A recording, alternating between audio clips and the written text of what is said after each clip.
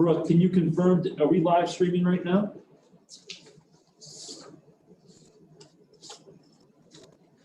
It came across saying media is now streaming live. Perfect. All right. So we are live. I see Dr. Bowman's with us. Good to see you, sir. Yep, I can confirm you're live. All right. No puppies in the background there, Dr. Bowman. Thought for sure you'd get a shot of those for us. Mrs. Snyder, good to see you this evening. Mrs. Sipe, good to see you. Do we have Hi. anyone else joining us besides Mrs. Snyder and Mrs. Sipe? Just those two, along with Dr. Bowman? All right. Dr. Perry, you do have the ability to share your screen if you wish, if they have presentations. All right. Good evening, everyone. This evening we have Mrs. Snyder, the curriculum leader for the science department. Hold on. Sorry. All right. Serenade us, baby. All right. Sorry about that. Proceed. Good evening. With us this evening, we have Mrs. Snyder, who is our curriculum leader for the science department, and Mrs. Sipe, who's the curriculum leader for the English department. This evening, Mrs. Snyder will be bringing forth 2 courses for your consideration for approval at this evening's board meeting. And Mrs. Sipe will be talking about 4 courses that the English department is interested in bringing forward to expand all of our offerings at the high school. All of the course descriptions are attached to the board agenda this evening for your references as they speak. With that, I'm going to go ahead and turn it over to Dr. Bowman for any introductory remarks. Thank you, Dr. Perry. Can everybody hear me? Yes. Yes, sir. Okay, just wanted to make sure. Yeah, the puppies are actually sleeping, Dr. Rita, so thank you. In any case, to the more important business tonight, we have 2 wonderful women with us, 2 leaders in our building that have truly worked very hard over the past few years, at least in my experience, to create a vision for both their departments. And as we continue to move forward at the high school with providing more and more opportunities for our students, these 2 ladies have worked with their colleagues in their departments to create some new options. They're going to go along with the new graduation requirements and also work very well within the bell schedules that we've worked hard to create. So I'll turn it over to Mrs. Snyder. Hi, good evening. Can everyone hear me? Yes. Yes. First of all, I just wanted to say thank you for all that you do for us and in the Conewago Valley School District. I don't get to these meetings often, so I just want you to know that we appreciate all your efforts to keep us safe and to keep things moving and education, doing the best job that we can. We appreciate the technology and the training and everything that's been done to help us. So now for the 2 new courses that we wanted to present, the first one is forensic science. And we have a lot of students who are interested in criminal justice fields, police officers and crime scene investigation. They love the CSI dramas on TV and they show a lot of interest in those fields. So this course would be a great application of biology, chemistry, and physics concepts. And it's just an area of high interest for our students. We've gotten a grant recently, Dr. Sipe secured for us to help buy the equipment that we need. So that wouldn't be an extra cost. And so we're excited about that. The second course would be a survival science course. It's kind of a spin-off of a wilderness lit course that we offered in the past. It was a very popular course when we did offer it. It would promote outdoor healthy activity, putting the phone down and disconnecting a little bit. It would give the students some education on finding edible plants, building shelters for protection from the elements, finding potable water sources, that kind of thing. And then it would probably involve a few outdoor camping experiences to top off the educational experience. So those are our 2 proposals. We think that they would both be very popular courses. Thank you, Mrs. Snyder. You're welcome. Does anybody have any questions about those? Yes, I have a question. So as far as staffing needs for the second course, what does to be determined need? As far as staffing, Yeah. we have a wilderness elective right now. And we think this would just be, it would kind of share the same students. So we don't anticipate any extra need for staffing. We have several teachers who would be certified to cover this course. And we just expect to cover it with the staff that we currently have. Okay, thank you for clarifying. You're welcome.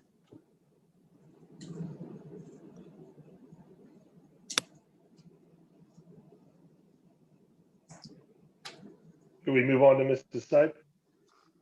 Yeah, sounds good, thank you. All right, Mrs. Stipe, take it away. Hi, good evening. I just want to echo Mrs. Snyder. We really appreciate the support that we've seen from the board over the past few years. I know last year I was able to come and join you guys in person, unfortunately, to roll out our AP language and composition course. And we're really excited to report that we have pretty good numbers. We were really excited to see the enrollment that we were able to offer to some of our 11th and 12th grade students. So this year we are bringing 4 different courses to the board for you guys to hopefully approve. The first 2 would actually be courses that could replace a current requirement. So students are required to take 4 levels of English, either 9th, 10th, 11th, and 12th grade years. So the first 2, one would be an AP literature and composition course. And that would be able to replace the students' either 11th and or 12th grade English requirement. And the second course would be what we hope to be one in a sequence of 2, which would be Technical English 1. So that course would be geared towards students who are hoping to enter a technical field. And we would be working with our applied tech teachers to try to make it almost like a cohort of students. So if they're looking to achieve some sort of like a mechanical training or certification through our technology center, that they could take this English course in place of either their 11th or 12th grade course. Again, the goal would be to offer eventually a second course so that they could take that for their 11th and 12th grade requirements. And those 2 courses, like I said, would replace one of the required courses that students are required to take throughout their 4 years at New Oxford. The other 2 courses are elective courses, and we are hoping that we would be able to offer them as what we call skinny courses. So right now, the way that our schedule works is you either have a full period of classes, which is a 90-minute period, or you would take a course that we call a skinny or a split, and they're the 45-minute courses. So when we offered the AP language and composition, we quickly realized that we didn't really have a lot of options within the English department for those students who needed just like a half period course. So we are hoping to offer either the creative communications course, which would be a creative writing course, and or a multicultural literature course, which would explore 4 different subgenres of literature. So those 2 would be considered electives, though. They would be taken on top of the 4 that students are required to take for English. Thank you, Mrs. Sipe. Questions from the board? No, it looks like they feel that they can fill the staffing needs through the skinny. So that means you would have a teacher that has an open period. Am I correct? Yes. So the way that it currently works, like for example, Mrs. Labarca covers our AP language and comp course. So right now she offers 3 sections of the AP Lang course, and on her opposite, on her or her last portion that's open, that 4th piece, she's offering the she's offering with AP the SAT reading course. And so we were just hoping, and unfortunately with the enrollment numbers would really depend on which students would take those elective pieces. We might find that some semesters they elect to take them, and other semesters we use a different skinny in there. And so we would, yes, like to your question, the teacher that would teach it would depend on who has the AP courses at that time. I guess the one question is, when you put the to be determined there, it kind of scares us a little bit. So that's why we asked the question. So Yeah, Mr. Croft, we always put it there because truthfully, we will never know typically who's going to teach that course until we actually build the master schedule, which every year is dictated by the student choices. So Mrs. Stipe and Mrs. Snyder will they'll get their courses for the department based on the student selections, and then we build that off of those student selections. So they would actually assign each of their departments based on the courses that have been selected and populated by the choices of our students. So far, they've been doing a very, very good job. So I feel confident that we have nothing to worry about. Thank you. We appreciate that. It's definitely a jigsaw puzzle for sure. Yes, thank you. Okay, just let us know if you need any other help. We Will do. appreciate it. Thank you so much. Thank you both, and thank you, Dr. Bowman, for. Thank you, ladies. Have a good evening. Thank you. Good night. Sounds like they're excited about another opportunity. Okay, And I just want to echo thank you to Dr. Bowman and to Dr. Perry for all their work. And obviously, and you know, Mrs. Sipe and Mrs. Snyder and the curriculum leaders, always looking to make sure that we can offer more for our students. And the thing that we task or challenge them with is how can you do it without more money? And kudos again. I mean, just the creative thinking and outside the box thinking to make this stuff happen for our kids truly benefits them. I can't thank them enough for everything they do. It's truly appreciated. So going over then the board agenda for tonight, obviously we had the reorganization of the board this evening. And I know Mr. Groff, you have a script there to help you out with everything also. yes, I think we're in good shape for the shape we're in. So we'll go through that. Where there is an election of a temporary board president. Then from there, we nominate and vote for different people for different positions. Mr. Groff will walk us through that this evening, and Brooke will probably interject and say, that's not how you do it. And so. Is anyone willing to volunteer to be the temporary president so we know we can get that person cut right out of the way? Because that's a role that only lasts about 3 minutes. Yeah, temporary president. Yeah. We're Here to give us a face. It would be someone who doesn't want to be president or vice president. yeah. I have the papers. Well, I don't think we start that right now, though, do we? No, she's just asking. No, I'm just asking. I'm prepared. Yeah. So, do we have a temporary president? Do you know, Mr. Groff? Is Luke the temporary president? Yeah. Oh, Luke's all right. Luke's going to be the temporary president. Perfect. Gotcha. Okay. Okay. I will work with Luke and make sure we get everything accomplished. Thank All you. right. Very good. I'll just be a puppet. Yeah. Best stuff done.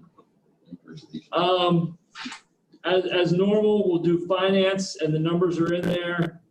Pay the bills, along with number 3 is really important. And number 3 was the one that want to make sure that you guys understand. We're going to recommend that the board certify that we not increase any school district tax for the 2021-2022 school year at a rate that exceeds the index as calculated by the Pennsylvania Department of Education. It's a resolution that would need to be signed after it's approved.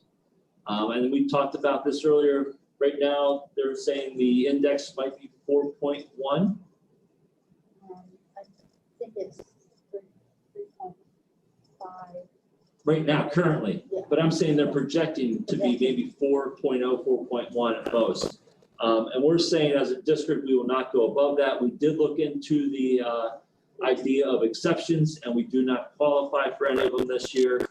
So at this point, our only option would be to raise the index or go above the index, which I really don't want to do, knowing where we are in today's society with finances and jobs and so forth. But it will be a challenge regardless that Dr. Perry, myself, and Mrs. Duncan will have to tackle here starting in January then, assuming this passes. But that allows us about 3 months to work out the details You got it. as opposed to trying to do it ahead of time. Yes. More time, Okay. just January, February, March. Yeah, that's what the people need to understand while we are doing this. Right. And we also, at this point, don't qualify for the exception. So the only way you could really go above the index is to have something put on the ballot, a ballot. Right, a to referendum go above, a that would have to So, be voted on by the community. Right. So, Okay, This that's is one really- step that I really would not like to see happen. Yes, uh, agreed. Because I'm not sure, with everything that just happened in the recent election, we need to, open up another Absolutely. can of beans. So, the school board meeting calendar, you guys are gonna be voting on that this evening. And that's looking us continue on our Mondays, January 4th, January 11th. And right now, July, we have no meeting, but of course, as always, if we need to have that meeting, we'll find that date to make it happen like we normally do. And then August, so forth. And also, when you look on there, committee meetings, property and supplies will be scheduled as needed. Finance will be January 4th at 5:30. Personnel will be April 5th, but I believe we changed those around, correct? But they're not changed on this. We changed them to March 1st. Yes, Both meetings, finance and personnel. March 1st. So duly note tonight when we vote on this, that the one change will happen, that finance and personnel will now be at the March 1st meeting. It will not be, we'll fix that and correct it for tomorrow, so then we post it on the website. This when was people sent check. out before. It will say March 4th, Right. March 1st. We'll advertise. The advertisement will go into the paper. You have to advertise one time. And it will say March 1st for the finance and the personnel meeting. That gives us then time to have some things together and then meet and talk. And gives us time to then have a final budget presented in April and then hopefully have it sit open for 30 days and then adopt it in May. Okay. That way, the adoption happens before the teachers are gone for the year. So then everyone is able to kind of start planning and know what's going to occur for the next school year. So we're trying to push that up a month. If we wait till June, the teachers are already done, they're gone for the year. So this way, the information, it's easier to disperse the information and have everyone be on the same page for the next school year. Just in my experience, budget and personnel in one evening could stretch it out to be a pretty long evening. It could, but reality is, with our budget, I don't know how much personnel we'll have. Okay, then you're gonna have to have all your ducks in a row so we don't, be here till 1 o'clock in the morning. No, we won't. We'll have ducks ready to roll. All right. We're caught. Yes. Also, just tonight, we're gonna recognize Conewago Enterprises for a charitable donation of $2,000 that was given to us so that we could provide more thermal scanners for our buildings to track kids coming in so we can get more temperatures read. Make sure that we're doing everything we can to keep our schools open. Then I believe there are no property and supplies as usual. So that brings me to two things for us to talk about, actually three things. I want to talk about winter athletics and where we are with everything. There is a letter that will be going out by Mr. Worley on December 9th. It just talks about everything that's going to be happening here. So the York Adams Athletic Conference voted today that masks will be worn for practices and competition. The only one that would not would be swimming, of course. You can't have that mask on when you swim, it just wouldn't work. But for every other sport right now, they're saying masks will be worn at all competitions, home and away for every school. That was voted on by the athletic directors and building principals. I'll say it wasn't unanimous, but the majority won out. For us, what does that mean for us? Winter sports right now, we are going to do 2 tickets for every athlete for home events at the high school gymnasium. Our middle school gymnasium, we cannot hold people. So for our middle school athletics, there will be no spectators, but we will have the live stream going. We simply cannot fit people in our gym. It's just not big enough when you have both teams and referees and workers. Mr. Worley, to his credit, is looking at seeing if he can move a few of the middle school games up to the high school so we can get parents in to see see their children play. There's about 5 dates right now that work, but we don't want to publicize them just because I have a feeling we're going to be rescheduling quite a bit this winter with other teams or even ourselves possibly having to cancel at certain times.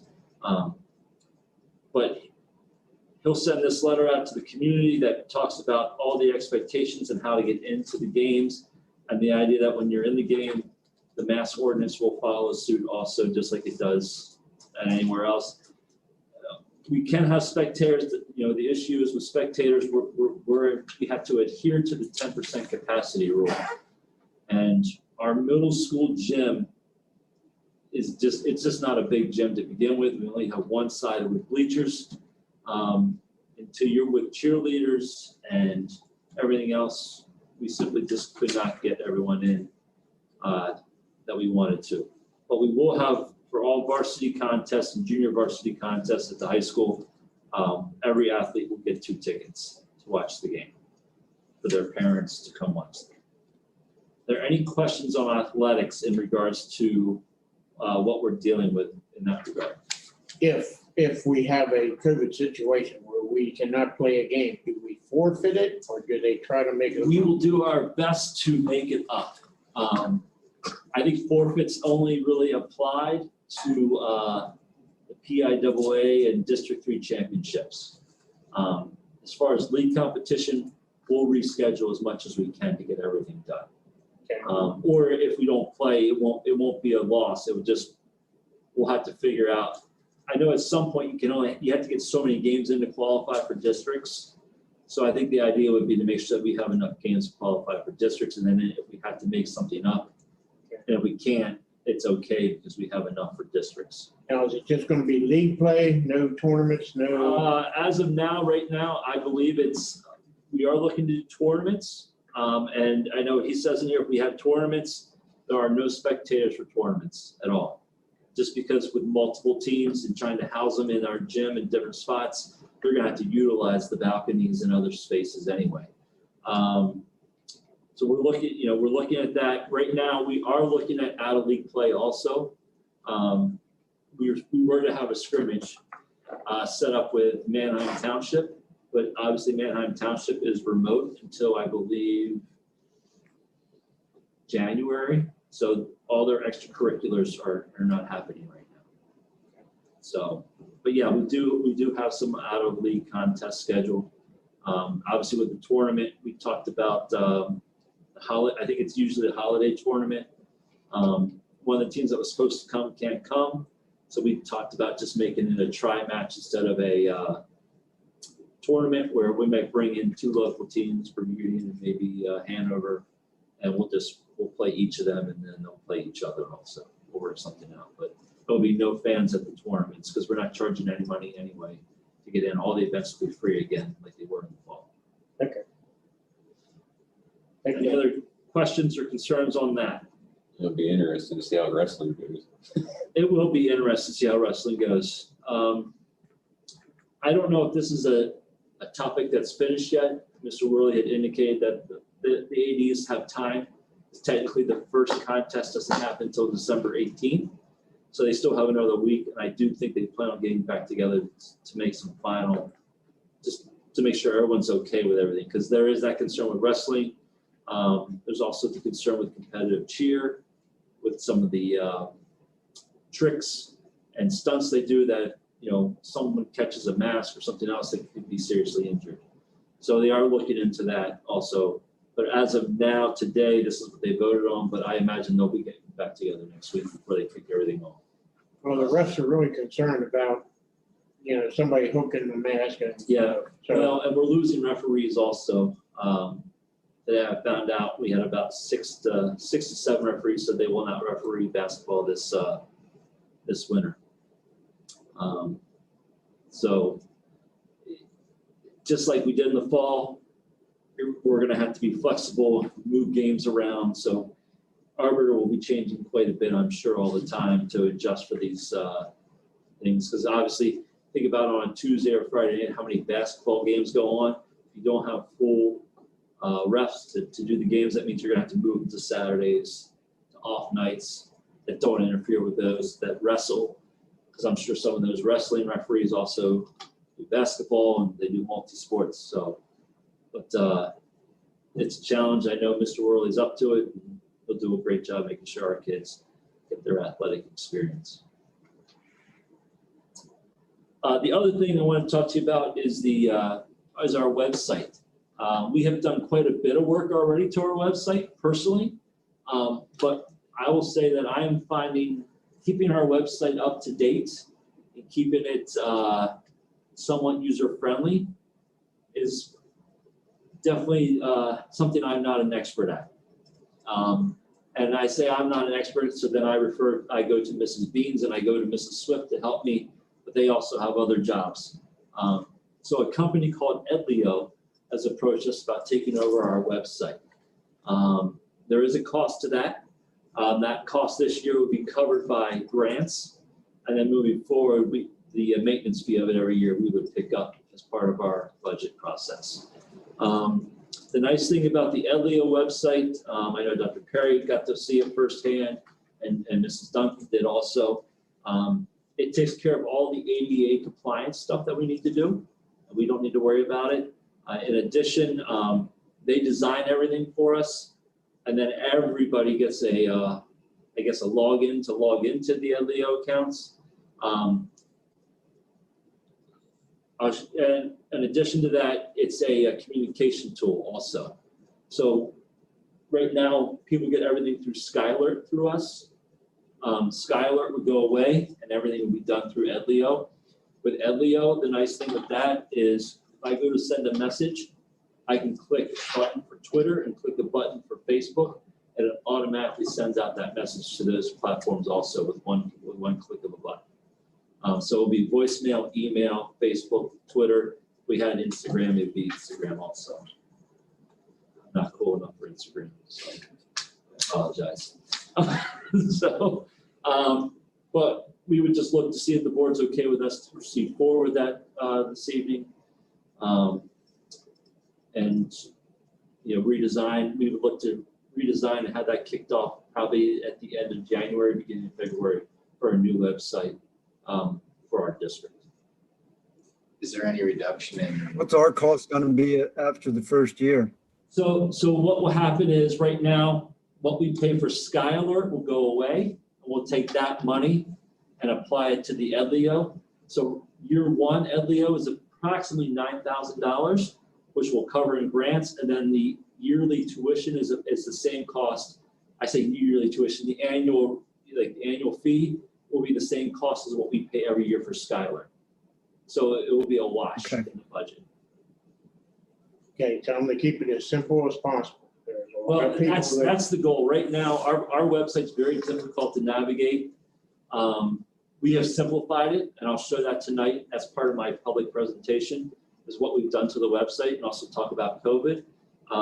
So I'll show you how we've simplified a lot of things, but it's still, unless you know where you're going, what you're looking for, a lot of things just don't pop out that easily. So we want to make something a little bit cleaner and nicer for our public so they can access things.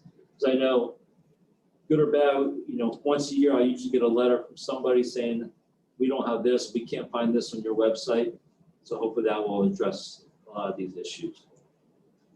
Speaking of letters on the website, we got one in October, and it mentions, it was specifically related to the budget. It mentions Sunshine Act violation, which is a cause of concern.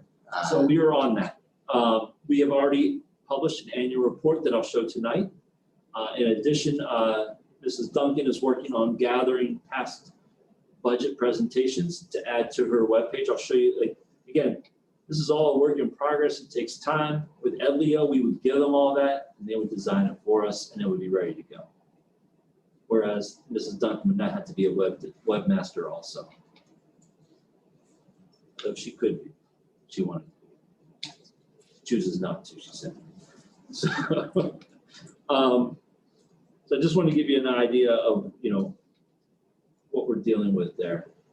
And then, like I said, for my public report tonight, I'm going to address the COVID challenges that we have coming up as a community, talk about the attestation form that we had to sign, and then also the websites listed there. So I think that is about it.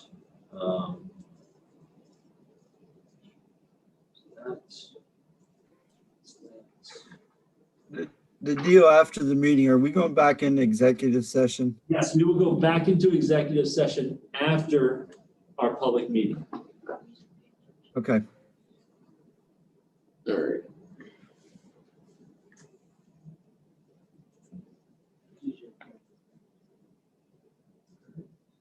So we have about. Are you done, Chris? I'm sorry, go ahead, Bill. Are you finished?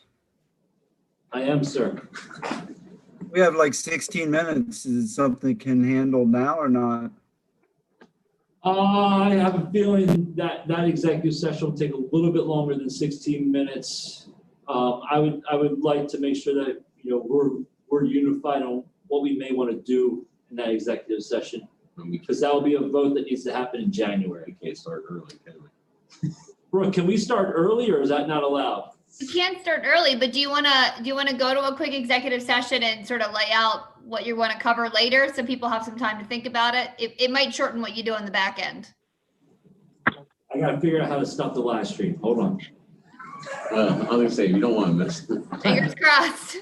Yeah. I don't know. Because then you'll record it by accident. Yeah, I'd rather not. I know I did send them items ahead of time to look at.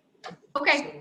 I'm thinking that will help in that process. I know you responded via email with some questions and concerns that I think I'll be able to address also. Okay.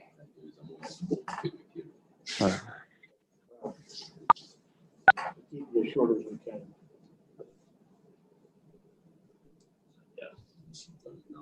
So that would be about a quarter over. Can I ask a question of Lori while we have a little bit of time right here? Absolutely, she's ready. Sure, go ahead. How may I help you?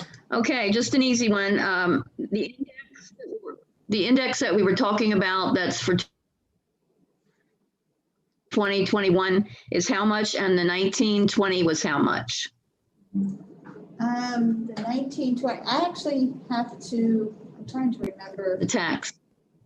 Right, but it was 3.5 for the current school year, and I think it's gone up to 4.0 for the 21-22 school year.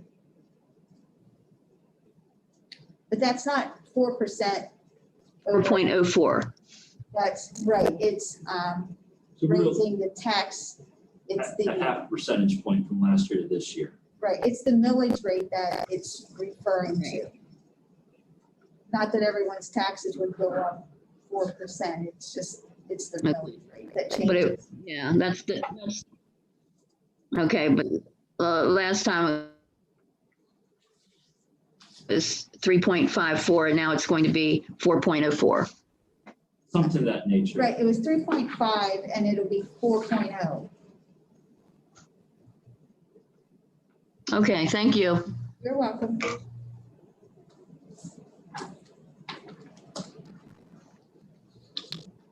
Well, no, the federal government says they're gonna put so much money into education.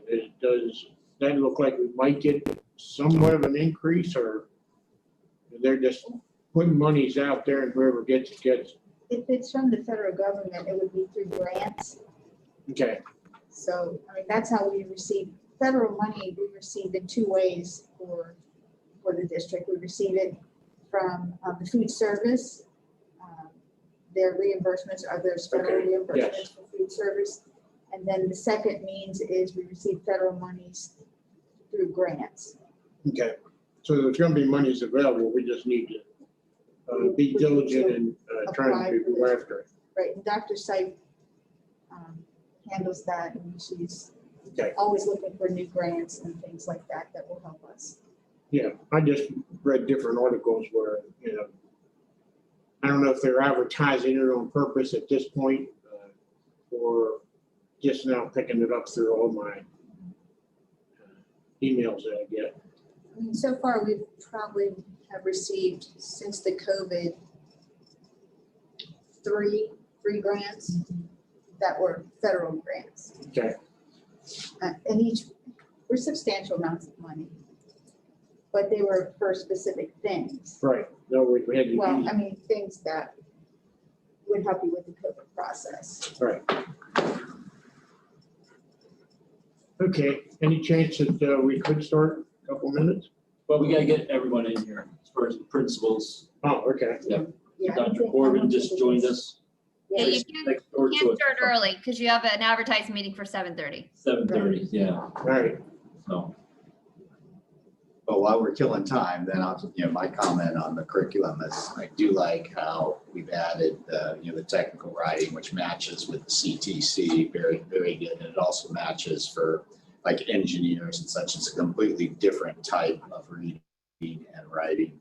And then also coupling the wilderness and the survival, I think, kudos to the team for doing that. We're excited. I tell you what, since we changed, since we changed some personnel and stuff like that, these people really have been stepping up to the plate. Because a while back, we never heard about the curriculum. Basically, the only thing we voted on is any new books that might come along. Otherwise, there was no movement whatsoever. I mean, I've been doing this for a long time, and these presentations that these people are making and how excited they are to make these presentations makes a world of difference. It just attests to the caliber of people that we're hiring. So yeah, to your, yeah, man, it just makes you want to go back to school. Yeah. And I know there's even, and I don't know, I can't recall, I know there's talk of even with math courses, making them more in that engineering field. There's only making it more geared towards that child that student wants to head out into that engineering with the math they need and practicality. So. Yeah, even engineering, or even if it's just manufacturing, that's also a different type of math. Yeah, if we give the students that pathway, especially if we start them in 7th grade, if they start figuring out some kind of pathway, they can see these things coming up. And, counselors can say, maybe you want to take this path, and hopefully it kind of runs in a straight line instead of a zigzag to get to that point. And I know, like, when I went to school, either you were academic or you were business. There was no other choice at the moment. I mean, so that basically prepared you for college. And that was it.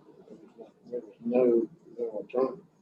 Yeah, and that's the disservice to those that don't. Right, and now the kids over there are asking, well, can we come to the CTC? And I tell most parents, if you want a seat at all, you're going to have to come to our school because we have to have a board approval for you to even, come into, to our building. So, and that becomes pretty slim because we're already filling courses with your own. And you would be on the tail end, and you're asking us to displace somebody in order for you to come in here. So, and I said, whether they want to go to college or not, we have the facility to be able to blend you right in there and make that happen. So they don't want to hear that. People are adamant about doing what they're doing. It's for later.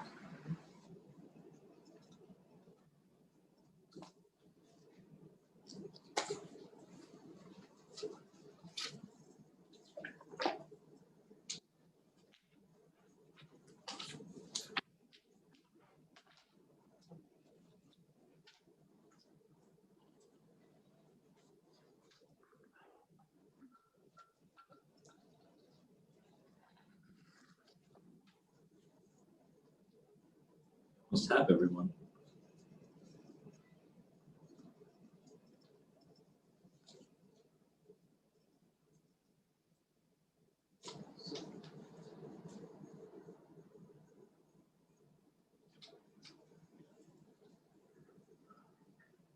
How's the busing working out with all the days off, days on?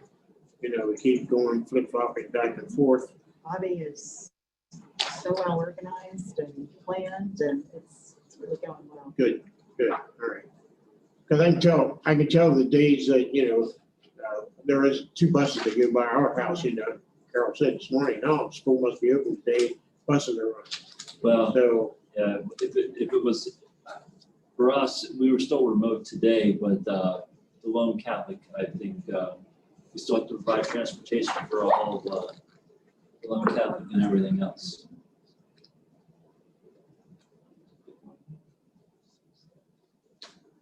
I think we're just waiting on one more person.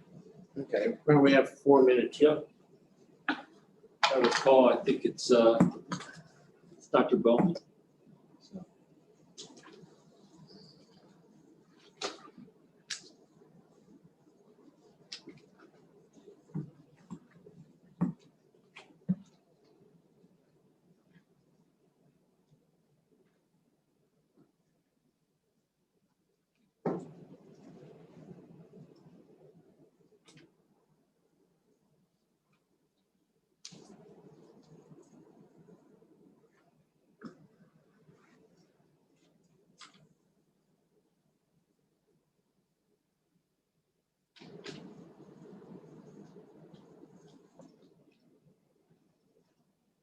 There we go.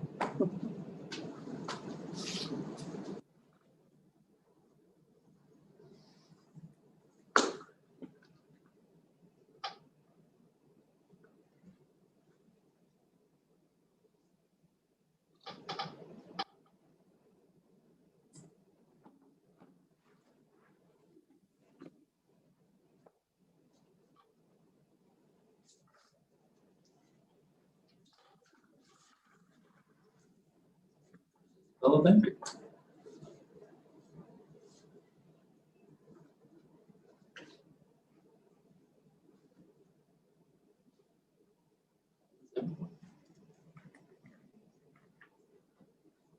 Good.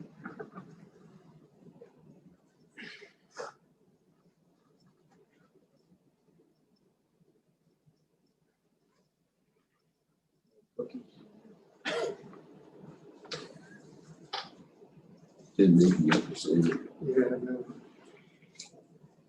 I guess that's just wishful thinking. You know, do you want to make multiply than 3? No, we haven't even started on that yet. That's still another whole project. Still waiting for a batch to make it down Pioneer Road.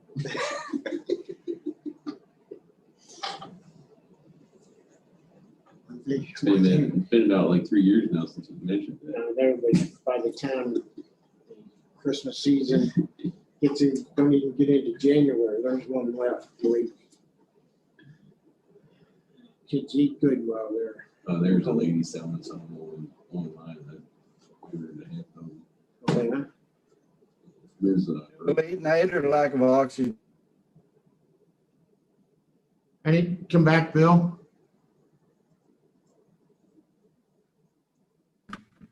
Brooke, Do you have a Yeah. question for Brooke? Hey, Bill, did you have a late night or lack of oxygen? what was that? Do you have a late night or lack of oxygen? No, I was just coughing because my allergies are really bad and my cat is sitting right next to me. Might get rid of the cat. That's pretty much. Yeah, that would It's be true pretty love much when you keep an animal in your house that you're allergic to. That's all I can say. Yeah. Outside cat. Well, my wife keeps me and she says she's allergic to me, so. I guess there's worse things. Not yet.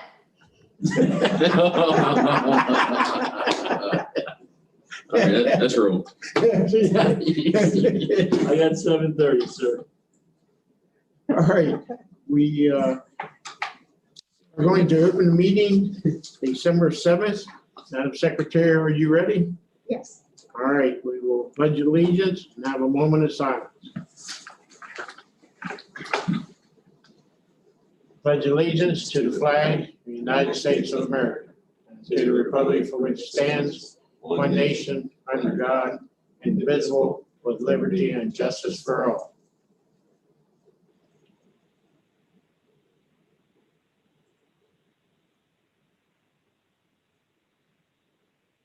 Thank you.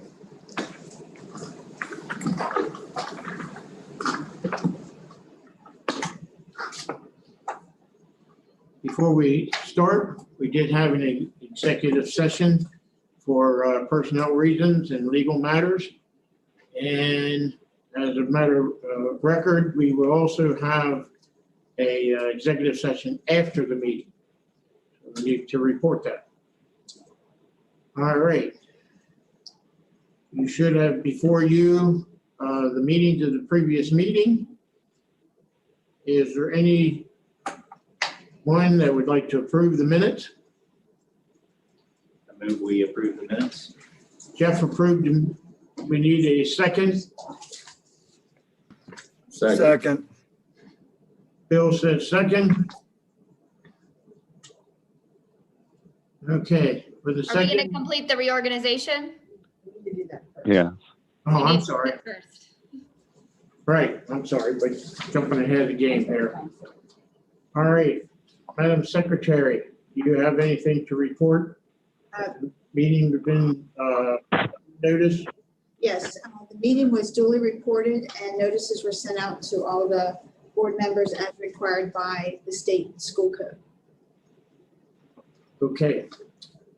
All right, so we need to elect a temporary president. Do we have a nomination for a temporary president? I move to nominate Luke Craybill as temporary president. Okay, do we have a second? Second, this is Melanie. Melanie? All right. We have a second. Do we need a roll call vote or can we just, It can be a voice vote. okay. All in favor? In favor of Luke being temporary president, say aye. Aye. Aye. Any nays? Carries. Luke, do your thing. So I'll just read this here. Would the board secretary please read the certificates of election? All members are holdover members and all are duly qualified to continue in their roles as board directors. Great, thank you. Let's keep going. Mr. Crable, you can just go to the election of a president. All right, I will now open the floor for nominations for board president. I move to nominate Ed Roth. I'll second. Are there any additional nominations? Are any, yeah. So, oh, yeah. Are there any other nominations? If none, nominations are now closed. And now we just need a roll call vote to approve him as president.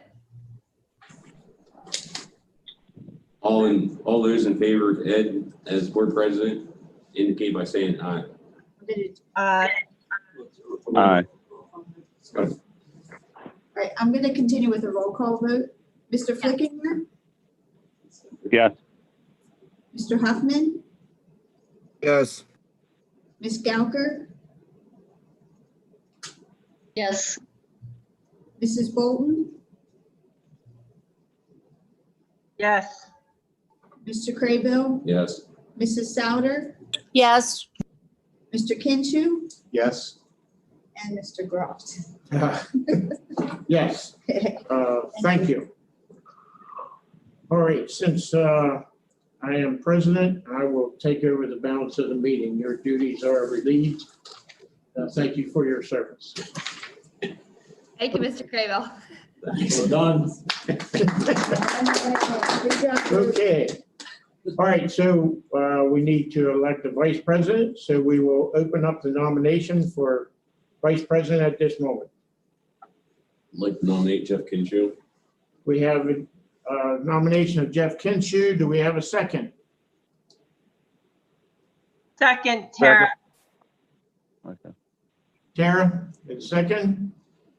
All right, are there any other nominations? If not, then we will go to a roll call vote. Mr. Huffman, Yes. Ms. Gelker, Yes. Mrs. Bolton, Yes. Mr. Craybill, Yes. Mrs. Souter, Yes. Mr. Flickinger, Yes. and Mr. Groft. Yes. We now have a vice president. Congratulations, Jeff. All right, the setting of times and place for regular meetings is on the agenda to be approved. And the appointment or the election of an earned income tax collection agency representative, I nominate Mrs. Duncan. All in favor, say aye. Aye. Aye. Aye. So carried. Is there any other business for the organizational meeting at this point? If not, then we will adjourn to our regularly scheduled meeting. Do not change your channel. All righty. Now, we will move on to the meeting. We did have opening exercises. So I would like to have approval of the previous meeting of the minutes. Anyone want to approve the minutes as read? I approve the minutes from the previous meeting. Tara. Tara, we need a second. Second, this is Melanie. Okay, any additional corrections that anybody is aware of? If not, we will have a open vote. All in favor of approving the minutes, say aye. Aye. Aye. Nays? The minutes are approved. So, Dr. Russo, I'll turn it over to you for the building reports. All right, very good. We'll start tonight with our elementary folk, Dr. Sanders and Mr. Cobb. So when you gentlemen are ready, you can rock, paper, scissors, see who goes first, and so forth. I'll go first. Good evening, board and administration. So for NOE, I just want to provide some updates. During our remote learning week, our students participated in the National Night of Coding event. It was a fun way for our students and families to learn how to code. At NOE, the Principal Pumpkin Pie event has been postponed, but will be rescheduled at a later date, so stay tuned for that. And just a note, a special thank you to our students who worked so hard during remote learning week, and our teachers who worked endless hours to make those learning experiences possible. Thank you to the board for continuing to make the health of our students and staff a priority. It is greatly appreciated beyond words, so thank you. And I will second that to the staff and students for the remote learning. It was fantastic. It went very well. I was very pleasantly surprised how well it went. Also, CT, we concluded our virtual Santa shop where the students were able to go online and shop for their parents versus coming to the building. We've done in the past. PTO raised over $8,000 in Joe Corby's pizza sale. So congratulations to them and the students on that as well. At both buildings, NOE and CT, on the 23rd, Mrs. Slusser will be leading our holiday sing-along and game show. That will be done virtually at both buildings. We'll look forward to that. And finally, just like to recognize our cafeteria staff. Received a note from a parent today saying her daughter always talks about the cafeteria staff and how pleasant and nice they are. And she mentioned that her daughter plays cafeteria at home, walking around and serving her parents and telling them honey and telling them thank you. So just shout out to our cafeteria staff and Mrs. Sprinkle and Mrs. Sloan for their hard work. Thank you from CT. That's a new one. That is a new one. That's a great one. Thank you, Dr. Sanders. First time for me, yes. That's right. But greatly approved. They do a great job. That is true. Good. Dr. Armacost. Good evening, everyone. Just a couple quick things. I just want to say for the third time, our remote learning week went really, really well. As Dr. Sanders said, more so than we even expected. We did a lot of data analysis during that time. And just to give you a few numbers, our attendance rate, we required all our kids to attend our Zoom sessions, and our overall attendance rate in our core classes, ELA, math, science, and social studies, was 92%. It was 75 to 80% for our specials. We're still analyzing that. Of our kids, 780 kids, 73% of them attended every single Zoom session. So that was highly impressive. And we only had a handful of kids who didn't attend, and we reached out and contacted every student who was not in attendance as we wanted them to be. So we contacted all of them. And I would say the highlight of that, we had the opportunity to sit in many of the sessions and did a lot of observations during that time. And I actually saw in Mrs. Plank's class in 4th grade, they did a science lesson on heredity traits. And I had to turn my video off from laughing so hard because every kid was sticking their earlobe up to the camera to ask Mrs. Plank whether their earlobes were attached or detached. It was one of the funniest things I've ever seen in all my years of doing observations. So it was a great experience. The kids were into it, and kudos, like they all said, to our teachers and staff and our kids for their hard work last week. Thank you. All right, Mr. Mueller, welcome back, sir. Thank you. Good to be back. Good evening, school board administration and the members of the Colonial community. Glad to have the opportunity to share a couple things about the middle school. To echo what Chris and Ken just said, we had a challenging but productive week as well at the middle school with the remote learning. Again, kudos to our teachers for the effort that they put in to the asynchronous and the synchronous tasks. We Zoomed with our students on Tuesday and Thursday, did async stuff the other days, but again, the effort, the attendance of our students, definitely there. Very high participation was something that I saw in our survey to our teachers, or from our teachers rather. So a good week. I'd also like to publicly thank Ronnie Brown, our head custodian, and his team. Again, not an easy task, but they're challenged again to make sure our building is spick and span for tomorrow, and it absolutely is. I toured the building today a couple times, so again, we really appreciate what our support staff does for our building. Proud to announce that most of our 8th grade students have joined Mr. Connolly, the career counselor, and we've toured the CCTC in the high school as part of our 339 planned evidence. Most of them have done that. We do have a couple 8th grade classes that have not, but we'll have that done by Christmas. So that's always on the agenda, and we're ahead of schedule, I believe, with that right now. Like to congratulate 8-3 student Laurel Rudders. Her essay for Patriots Pen was first place for our school. She'll be advancing to the next level of competition. She'll be receiving $200 from the VFW in East Berlin.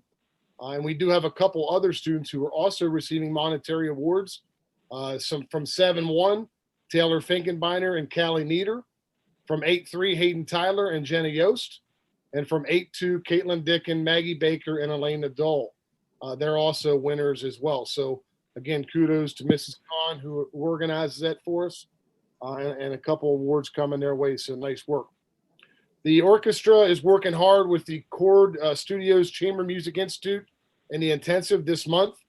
They're meeting with other Adams County students in small chamber groups at the Adams County Arts Council to learn more about creating chamber music. So we're excited to see what they're going to do with that. I believe CBIS and also the high school involved in that too.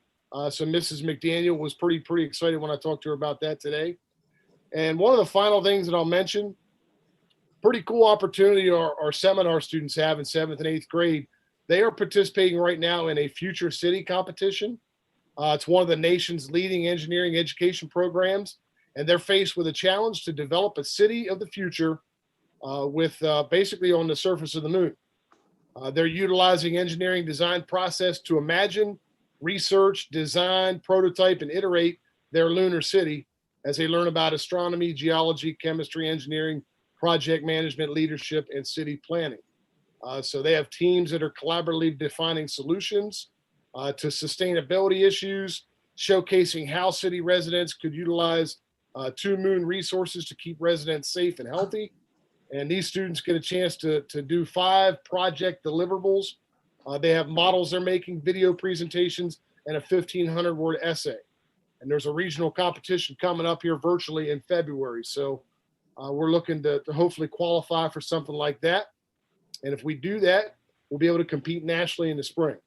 So we do have a couple teams involved in that future city competition. So that's pretty cool too. But again, that's all we have in the middle school. Thanks for the opportunity to share. We would like to see that lunar project when it is completed. I'm excited to see that too. And I popped in a couple times already, but we will definitely share that. Great. Thank you, Ms. Muller. No problem. All right. Dr. Bowman, second time this evening. We are blessed. Go ahead, sir. Aren't you so lucky? In any case, I want to start out by congratulating 4 of our students. We recently were notified under the leadership of Dr. Reen. Our students again participated in the Voices of Democracy essay contest sponsored locally by the East Berlin VFW. And once again, the talents of our students shine. Taking first place for the 2nd year in a row was Sydney Christner, followed closely behind for 2nd place by Liz Pfister. And then we swept 3rd and 4th as well. Elizabeth Moores was in 3rd and Stella Gladson was in 4th. So we want to congratulate all 4 of those young ladies. And I want to make sure that you guys are aware that both Sydney and Elizabeth will be moving on to district judging with their essays because of their 1st and 2nd place finishes. So we will keep you posted. So congratulations, ladies. Our positive behavior support program, Oxstrong, is continuing to grow at New Oxford High School. We now have a school store promoting and supporting the program through sales with Colonial Cash, which is how we recognize positive behaviors in our building. And we also have our new Colonials of the Month program up and running. So I want to thank Dr. Krause, Mrs. Lackshaw, and Mrs. Nieder in particular for their continued leadership with that program. On behalf of Mr. Little, I want to inform you that we did successfully host 2 of our OAC meetings for our CTE pre-approved programs virtually on November 24th. We did that for SDS and engineering. Our welding OAC will be meeting later this month. We also held a professional learning day. We are the only building that has that opportunity because of our semester schedule, but that was held on November 24th. And for obvious reasons, we did that virtually this year, offering a menu of options for our teachers that aligned with their goals in personal professional growth. I want to thank Emily Kress in specific, our learning coach, for continuing to be a driving force behind all of the options and the sessions that we offer during our professional learning days. So thank you, Emily. Our guidance department also forced to be a little unique this year, but is offering college visits virtually. So it's great to see our higher education institutions working with us. Emails go out regularly now to our students to let them know when those virtual visits are going to occur. So if they are interested in visiting with those representatives, they can do so. Today, we held our Keystone exam review meeting. Believe it or not, it is that time of the year. We are literally right around the corner from the end of the semester. Our testing dates this year are going to be January 7th and 8th. We are very excited about the new format this year. We're trying it out, only 2 days of testing, hosting only our tested students in the building again to help align with our health and safety plan. The rest of our student body will be engaging in education remotely during those 2 days. I want to publicly recognize Kelly Kuhn for her continued leadership with all things related to Keystones. She is our go-to at the high school, and she is just truthfully a rock star. So all information about testing and the schedule was shared out last week with all of our students and parents. And lastly, winter sports just started up before the Thanksgiving break. Obviously, with remote learning, we had a short break of 5 days, but we're back at it tomorrow. We are certainly proud of how our athletic programs continue to navigate this pandemic and requirements in order to compete. So directly from Mr. Worley, he asked me to share with you that the winter athletics season will kick off with competitions on December the 19th. The York Adams Interscholastic Athletic Association has most recently voted to limit the number of competitions this year for high school basketball and wrestling to 18, and for junior high sports to 11 competitions for this season. They also voted to follow the universal masking order update, which now requires all participants to wear face coverings, including during competition, unless exempt by a medical provider, with the only exception being swimmers when they are in the pool. Also, due to the indoor capacity gathering limits, we will be unable to have any spectators in the middle school gym for games, and we must limit to 2 spectators per participant in our high school gymnasium. Mr. Worley and Mrs. Musselman have worked diligently to actually even move some of our middle school events to the high school gymnasium, so our middle school parents will be able to get to see some of those home events. So due to that shutdown, we are still finalizing our rosters this week for our teams. But once we get that up run, we will be ready to go. We are hopeful to be able to compete this season regardless of what restrictions we must follow. So go Colonials. Thank you. Thank you, Dr. Bowman. Okay, that is the last of the building report. Am I correct? Correct. All right. Is Isabella Isabella is here. available? Absolutely. All right, bring her on. Good evening, everyone. So last month, the Executive Student Council hosted a canned food drive. So we raised about 1,000 cans to donate to the New Oxford Food Pantry. And the top 5 classrooms who raised the most cans will be rewarded with a pizza party. So hopefully we can reward them this month then with that party. For the month of December, we have a few different things planned. In years past, we decorated the hallways for Christmas. So instead of decorating hallways this year, we're going to decorate the entranceways to the school. And we also reached out to the class councils to see if that's something they would like to help with as well. Our Spirit Week begins next week, the 14th, and our Spirit Days consist of Monday the 14th and the 21st will be Polar Express PJ Days. Tuesday and Wednesday will be Ugly Christmas Sweaters, and Thursday and Friday will be Santa Hat Day. And the following week, we also have 2 extra days of Spirit Week this time. So that Tuesday, the day before break, upperclassmen will wear red and underclassmen will wear green. We were also hoping to host a fundraiser this month for Student Council, but unfortunately with COVID, we were unable to host this. We were going to go around to each AA during those Mondays where the students wore PJs to school, and we were going to sell cookies and hot chocolates for the students. So hopefully we'll be able to do that another time. And that's all I have to report this month. Okay, thank you, Isabella. All right. I'd like to say something quickly. Go ahead. I'd like to thank Isabella and her classmate for helping us decorate the circle in New Oxford, or the traffic square in New Oxford. That was a very good day, and I think the square looks is probably better than it ever did.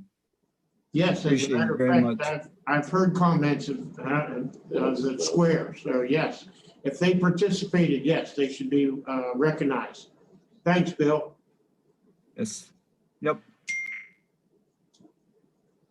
Okay. I think we're okay now, so sorry. Dr. Parrott, you're up. Thank you. Good evening, everyone. I would like to begin by echoing the sentiments of many of our principals on the success of the remote learning. And I do particularly want to give a significant amount of credit to the building principals, their building leadership teams, the curriculum leaders, and our learning coaches, and Mr. Epley, our Director of Technology, to help troubleshoot some of those natural things that will pop up when you try something new. If anything, through COVID, it's taught us we need to be adaptable. And I believe that our faculty have stepped up and they've adapted to the challenge presented. Our main goal moving forward this year is that we were actually going to do school, whether it was face-to-face or whether it was hybrid or whether it was remote. We wanted to educate our children to the maximum benefit that we could. And I believe that we achieved that through this time during our remote learning session. So I did want to just publicly thank all of these people. It took a lot of time, a lot of effort, a lot of planning and coordination and communication to make this happen, and the willingness from the teachers to step outside of their comfort zones.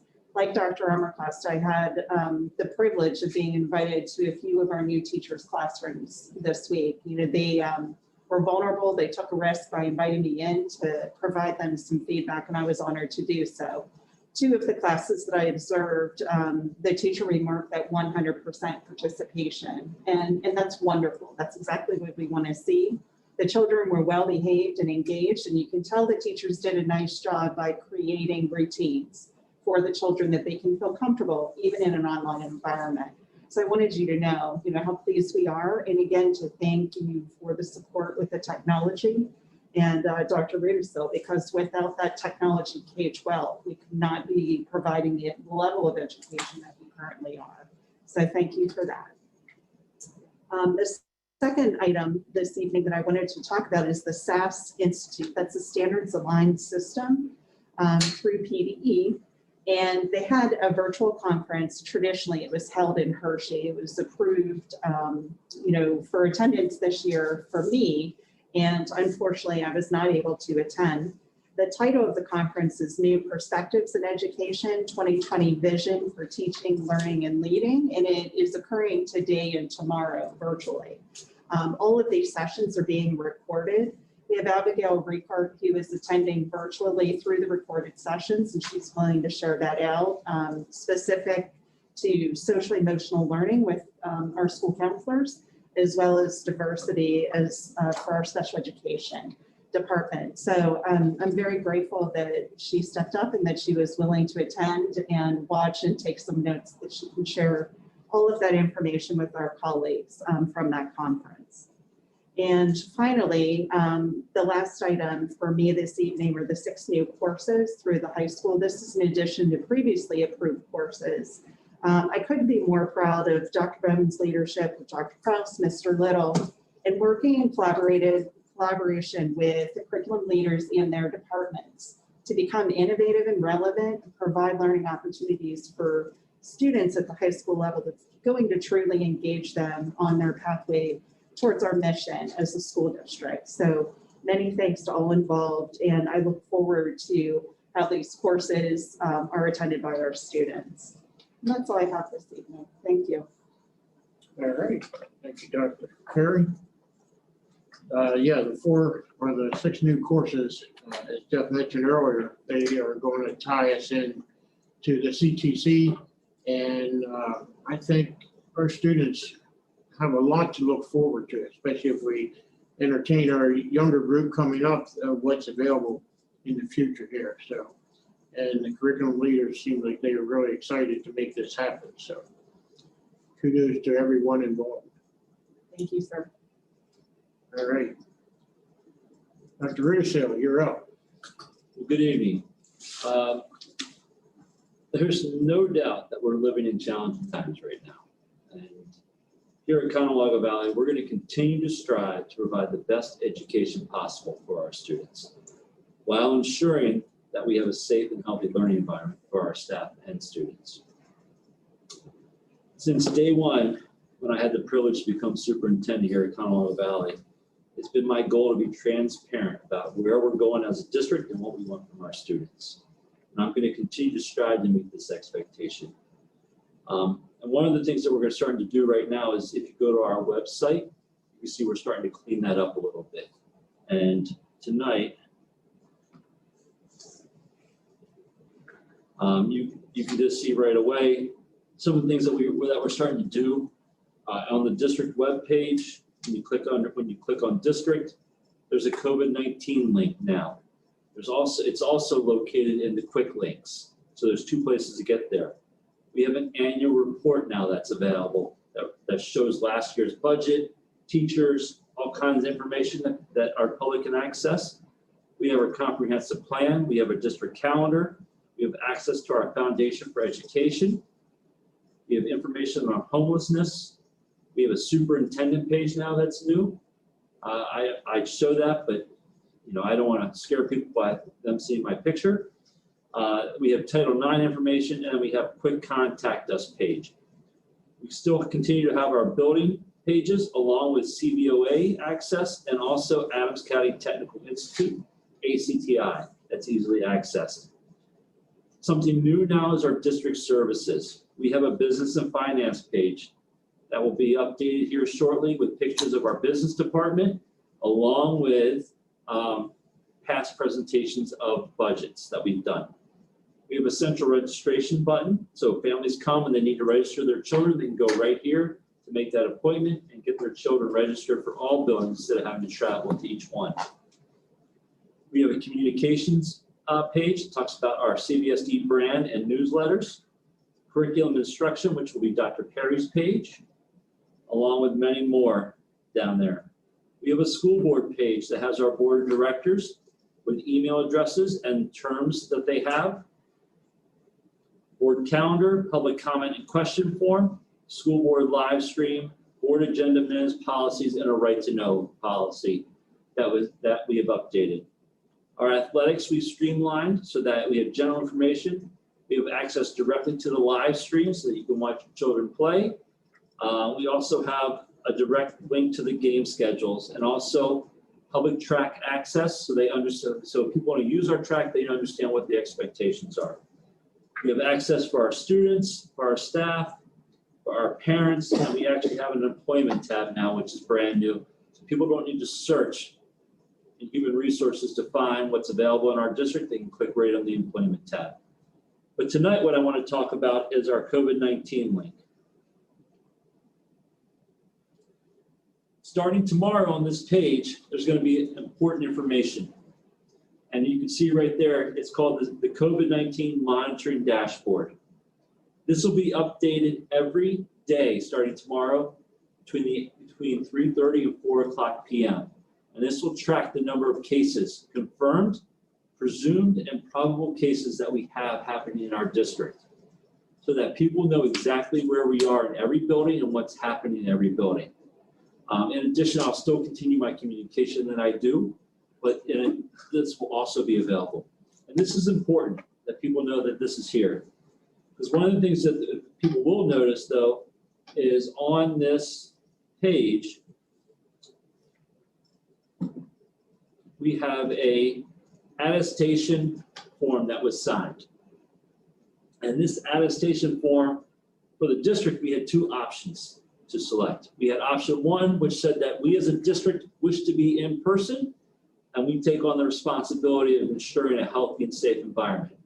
Option two was if we did not want to do that, option two was to say that we would be remote learning until Adams County moved back to a level of moderate with COVID cases for 2 straight weeks.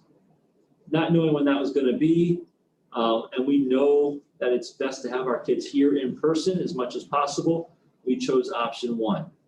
But when we chose option one of the things that happened was we now need to adhere to certain regulations. And one of those regulations that you find on here is these numbers. These numbers play an important role. In order for us to stay open, we have to have less than 3 cases happen between staff and students on a rolling 14-day basis. If we have between 4 and 6 cases happen at NOE, CTE, CVIS, or the middle school, the Department of Health will tell us that we need to shut down for anywhere from 3 to 7 days. And we have to do this. This is a recommendation, but when we sign that attestation form, it becomes a requirement for us. For the high school, it's 6 to 10 students. When we hit the magic number of 7 or 11, we then close down for 14 days. And what I can't stress here enough is, unfortunately, when these cases happen, we won't have much notice if we had to close the school down. It will usually happen that if we get a notice that we had to close down, it will happen the next day when we get that notice. I know this past week and a half, I was able to get out at least advanced days notice, 3 to 5 days advance day notice that we were going to do remote.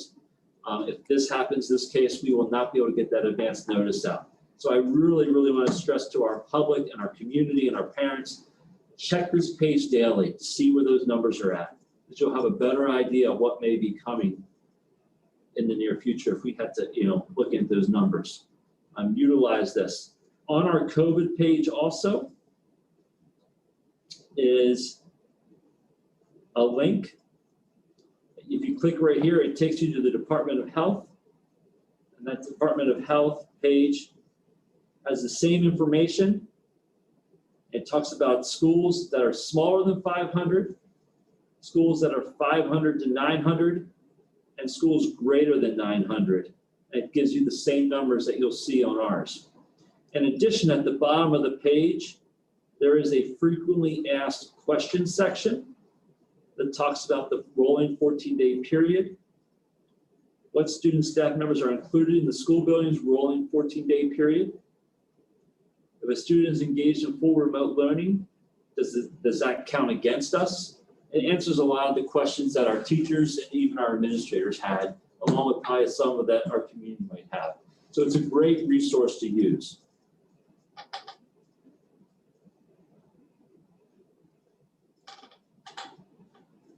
Please know that we're going to continue doing the best job we can to ensure that our buildings are clean, they're safe, and they're healthy for our students. I would just encourage our public, and our parents have done an excellent job, and continue to please just be vigilant of your child's health and anywhere that you've been around also. If you think or suspect that yourself or maybe your child isn't feeling well, keep them home, take care of them, because obviously the more we keep our numbers down, the more that we're able to stay in person with our instruction, which ultimately is our goal, because we know it's what's best for kids is keeping them here in our schools. Finally, I'd like to take the opportunity to take a moment and just wish our school board, our administrators, our staff, our students, our parents, and community members be safe, healthy, and happy holiday season. And thank you for your continued support. Thank you. Thank you. Well, about to come back at you there. Hopefully you and your family will do the same, and all of the people that are listening in tonight. Yes. Okay, before we move on, we have a memorandum that of agreements, number one, that would be added to our personnel listing as between the district and the CVA. So we need to present this, that if we can put it on the agenda for this evening. So I would ask that we have a motion to allow us to put this on the agenda. Somebody made a motion to allow us to put it on. A motion that we add item 14 to personnel, which would be related to the MOU between the district and CBA. Okay, do we have a second? Second. Okay, we have a second. Roll call vote, please. Mr. Flickinger, Yes. Mr. Huffman, Yes. Ms. Gauker, Yes. Mrs. Bolton, Yes. Mr. Craybill, Yes. Mrs. Souter, Yes. Mr. Kinshu, Yes. and Mr. Groff. Yes, thank you. All right, do we have any public comment on the agenda? Refreshing, and I am seeing no comments right now. Okay, we will move on to honors and recognition. Kinshu. Thank you, Mr. Groff. I'm pleased to share the congratulations for first, John Clinton, who was selected as the New Oxford High School Rotary Student of the Month for November. I have a series of academic or athletic recognitions, which is a reflection of the successful campaign our fall sports had. First off, for football, I'd like to recognize Coach of the Year, Jason Warner. First team YAIAA Division II football selections, Hunter Schaefer, Ben Lease for both offense and defense, Connor Herring, Torben Eakins, LaDamian Williams for offense, and Dylan Forbes. Second team, Connor Beans and Josh Little, and then also honorable mention, Connor Main, Britton Eakins, LaDamian Williams for defense, Jaden Seiler, Peyton Mathis, and Anthony Withrow. Moving to the next sport would be boys soccer, named to the first team YAIAA Division II, Miguel Salazar, and second team Reese Kramer. For girls soccer, YAIAA Division II, Ren Wentz, Kyla Anderson, and Caitlin Motter. And then for field hockey, Division II YAIAA, Player of the Year, Carrie Bear. All-Stars, Carrie Bear, Morgan Souter, Morgan Scott, and honorable mention, Ariana Hugard, Mackenzie Yingling, and Michaela Batts. Also just want to recognize all of the students listed in the agenda that have received their college acceptance and then also college scholarships. Those are recognitions, Mr. Brown. Thank you. Long list there tonight, but well deserved. Thank you. All right, we will move on to the treasurer's report. The balance of the 4 accounts is $27,398,793.38. I move that the treasurer's report be filed for audit. All right. Any additions or corrections that anyone sees to that report? If not, could I have a second? Second. Bill's got a second. All right, we'll move on to a roll call vote, please. Mr. Huffman, Yes. Ms. Gauker, Yes. Mrs. Bolton, Yes. Mr. Craybill, Yes. Mrs. Souter, Yes. Mr. Kinshu, Yes. Mr. Flickinger, Yes. and Mr. Groff. Yes. Thank you. We will move on to finance. I'd like to recommend items 1 through 3 for approval. Okay, we have 1 through 3, and we have any additions or corrections? If not, can I have a second? Second. Jeff has a second. We'll move to a roll call vote, please. Ms. Gauker,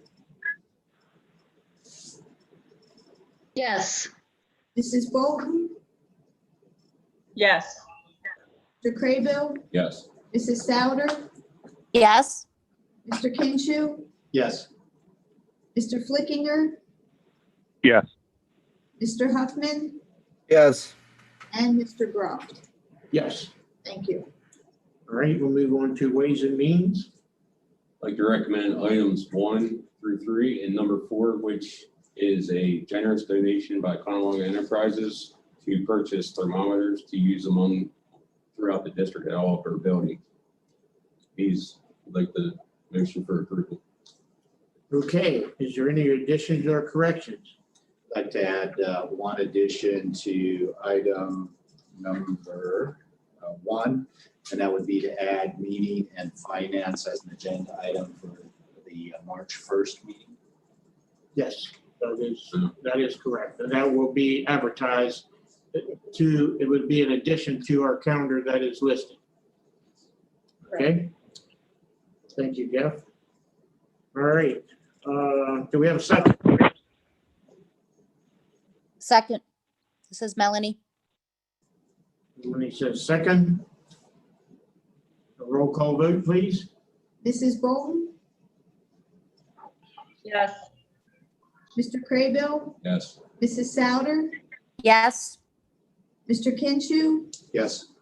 Mr. Flickinger, Yes. Mr. Huffman, Yes. Ms. Gauker, Yes. Mr. Groff. Yes. Thank you. All right, we will move on to personnel, please. I'd like to recommend for approval items 1 through 13 with the addition of item 14.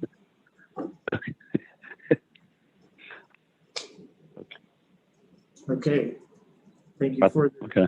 recommendation. Are there any additional corrections? If not, do I have a second? Second. We have a second. Give that to Bill. And roll call vote, please. Mr. Craybill? Yes. Mrs. Souter? Yes.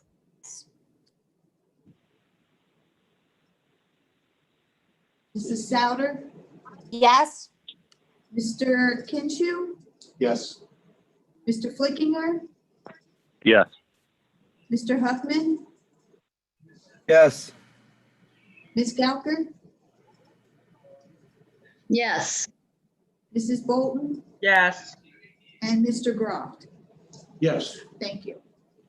There are no property and supplies listed for tonight. Is there any other business which may be properly come before the board?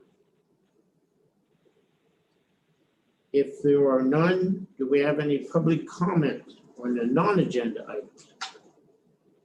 We do not. All right. Okay, dates to remember. I guess everybody isn't going to forget December 25th. So we will remind you of that. The next meeting for study session will be January 4th, and the board meeting will be January 11th.